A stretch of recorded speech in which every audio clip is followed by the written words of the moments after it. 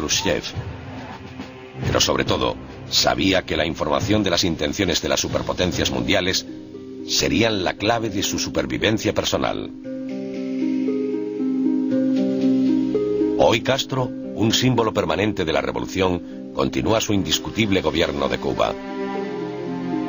Es un homenaje a los éxitos de la inteligencia cubana, los fracasos de la norteamericana y al propio Fidel. En que ya debería retirarse, lo respetan aunque sea a regañadientes. Él puso a Cuba en el mapa.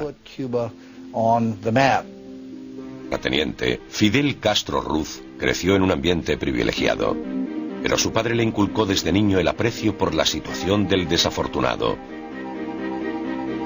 Tanto Fidel como su hermano menor, Raúl, se comprometieron desde muy pequeños a mejorar las condiciones de los oprimidos cubanos.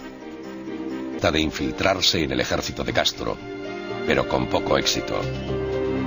Los pocos que lo consiguieron fueron identificados y ejecutados como traidores antes de que pudieran causar ningún daño a la causa rebelde. Castro, por otro lado, dependía de la inteligencia para controlar al ejército de Batista.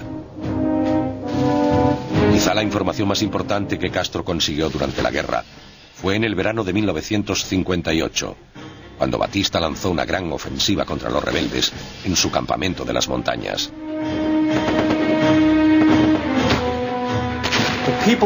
La gente de la zona apoyaba a los revolucionarios y los mantenía informados de la localización de las tropas de Batista en cada momento. Así podían atacar a las unidades del ejército individualmente y vencerlas una tras otra, logrando ganar una batalla en la que eran superados en proporción de 10-1. El avance hacia La Habana estaba en marcha, pero Castro necesitaba desesperadamente suministros para asegurarse la victoria final. Aquella necesidad llevó a los comienzos secretos de la que se convertiría en la relación más notoria y enardecida entre dos países durante la Guerra Fría. En 1958, Castro tomó la difícil decisión de pedir ayuda a la Unión Soviética. Castro no quería alinear la revolución con ninguna superpotencia y correr el riesgo de que ésta quisiera asumir el control de Cuba, como lo había hecho Estados Unidos durante más de 50 años. Sin embargo, necesitaba ayuda y sabía del apoyo incondicional de Moscú a las guerras de liberación. El primer ministro soviético Nikita Khrushchev no tenía un interés real en Cuba, pero sabía de la implicación de Raúl Castro y el Che Guevara y de sus ideales comunistas. A medida que la victoria rebelde se hacía cada vez más probable, a Khrushchev le atraía más la idea de que la Unión Soviética pudiera afianzarse en el hemisferio occidental, ayudando a una revolución marxista en potencia. Khrushchev suministró a Castro en secreto un excedente de fusiles alemanes de la Segunda Guerra Mundial. Enviados a través de Checoslovaquia, fueron vendidos a una compañía privada de Costa Rica, simpatizante. El 31 de diciembre de 1958, Fulgencio Batista huyó de La Habana con millones de dólares de fondos malversados. La tarde siguiente, el día de Año Nuevo de 1959, Raúl Castro y el Che Guevara llegaron a La Habana entre los vítores de una multitud extasiada. Fidel, que en el momento de la victoria se encontraba luchando al otro extremo de la isla, llegó a La Habana el 8 de enero. Castro aprobó 1.500 nuevas leyes durante el primer año de su régimen. Aumentó los salarios, redujo los impuestos e incautó las explotaciones de propietarios extranjeros que distribuyó entre los campesinos cubanos sin tierra y al objetivo del marxismo en Cuba. Cuando Fidel regresó, se produjo cierta tensión entre los hermanos. Fidel no quería que una gran potencia se entrometiera y le indicara el curso que debía. En 1960, una delegación soviética llegó a La Habana para firmar un acuerdo comercial entre Cuba y la Unión Soviética. Aquel pacto era todo lo que Estados Unidos necesitaba para confirmar sus sospechas de que Fidel Castro era de hecho un comunista. En febrero de 1960, con Cuba y la Unión Soviética habiendo establecido relaciones comerciales, el presidente Dwight Eisenhower decidió que Fidel Castro era una clara amenaza para la seguridad norteamericana. En marzo, aprobó un plan de la CIA para invadir Cuba, con el propósito de derrocar a Castro.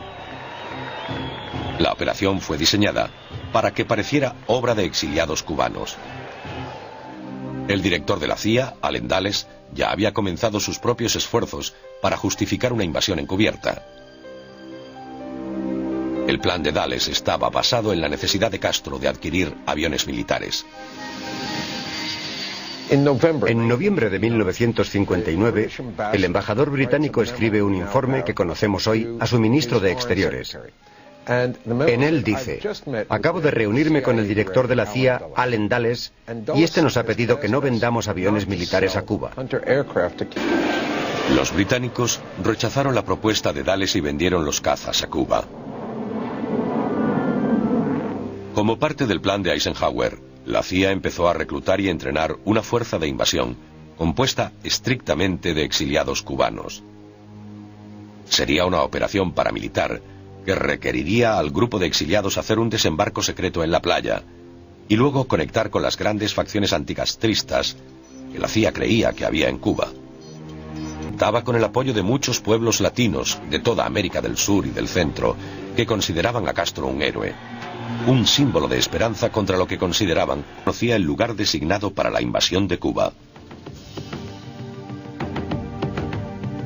Mediante algunas fuentes de Miami, la DGI, Dirección General de Inteligencia, primer servicio cubano de información, supo que la fecha prevista era el 17 de abril.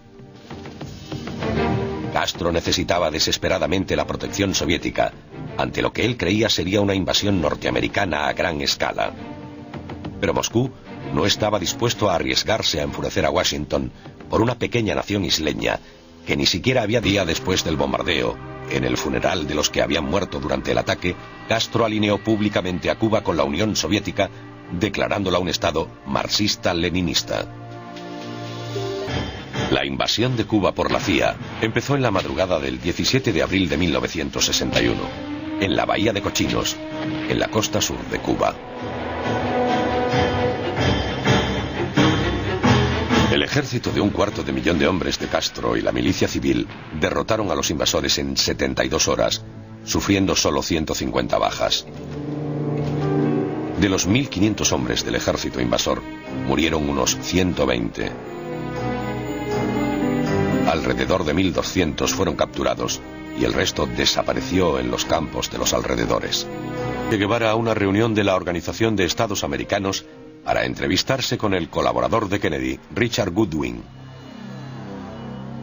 Goodwin informa a Kennedy de que Guevara le ha dicho que Cuba estaría dispuesta a salir de la órbita soviética a cambio de la promesa de Estados Unidos de no derrocar al gobierno cubano. Goodwin dijo: esto muestra que la Unión Soviética probablemente no va a ayudarles, y lo que deberíamos hacer es patearles mientras son débiles. Y propuso una serie de medidas para deshacerse de Castro.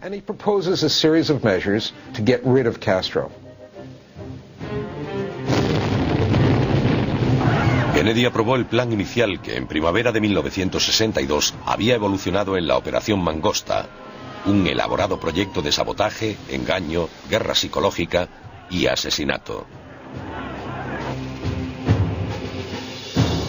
También incluía la implementación de un embargo comercial a Cuba. Más que nunca, el gobierno dependía de la inteligencia para la supervivencia de la revolución y del propio nacional. Había un departamento especial que trataba específicamente las amenazas de asesinato. Era conocido como el Buró de Atentados. Y tuvieron mucho éxito.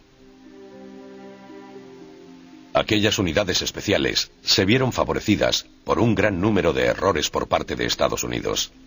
La CIA incluso se acercó sin saberlo a miembros de la familia y amigos de Castro en un intento por reclutar cubanos para asesinarlo. La Habana y Moscú se dieron cuenta de que aquellos errores de los Estados Unidos solo servían para fortalecer la decisión de Washington de deshacerse de Castro. El primer ministro soviético Nikita Khrushchev vio una oportunidad única en esto. Podía acercar la Unión Soviética a una igualdad militar con los norteamericanos, mientras parecía que simplemente velaba por los intereses de un pequeño y débil aliado socialista. Después del suceso de Bahía de Cochinos, La inteligencia cubana y la soviética trabajaron incansablemente para saber si Washington estaba planeando una segunda invasión de Cuba. La DGI cubana empleó todos sus medios en descubrir cualquier plan de invasión y complot para asesinar a Castro. Castro envió al Che Guevara a Moscú en abril de 1962 para pedir más ayuda militar. El mes siguiente, Khrushchev propuso a Castro el despliegue de misiles nucleares estratégicos en Cuba. Al principio, Fidel argumentó que tales armas no eran necesarias. Dijo a Khrushchev que si los soviéticos incluían a Cuba en el Pacto de Varsovia, los norteamericanos no se atreverían a atacar. Khrushchev destacó la importancia de los misiles para la defensa cubana. El Che Guevara y Raúl Castro estaban de acuerdo con el análisis de Khrushchev y con su estímulo, Fidel aceptó el despliegue de misiles. Sin embargo, Castro quería que Khrushchev admitiera abiertamente la colocación de misiles nucleares en Cuba. El presidente Kennedy anunció la presencia de misiles soviéticos en Cuba al pueblo norteamericano. La información recibida en La Habana por vías cubanas era escasa. Castro dependía de las embajadas en México y en las Naciones Unidas, a través de canales soviéticos, para la mayor parte de su información de inteligencia. Inmediatamente, Khrushchev envió a su viceprimer ministro, Anastas Mikoyan, a Cuba. Llevaba el encargo de intentar calmar a Castro y de informarle de futuras concesiones soviéticas a los Estados Unidos. Pero Mikoyan tenía otra misión.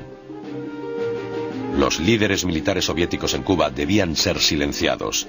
Estaban de acuerdo con Castro. Khrushchev había vendido a Cuba. Disfrazado y con pasaporte falso, dejó La Habana y viajó a Bolivia para unirse a los rebeldes comunistas que luchaban contra el gobierno de su país. En 1967, tropas bolivianas capturaron y ejecutaron a Guevara. Fidel Castro perdió a un buen amigo y a un miembro clave de su círculo más próximo. Pero Raúl y Fidel siguieron comprometidos a fomentar las revoluciones socialistas. Hasta hoy,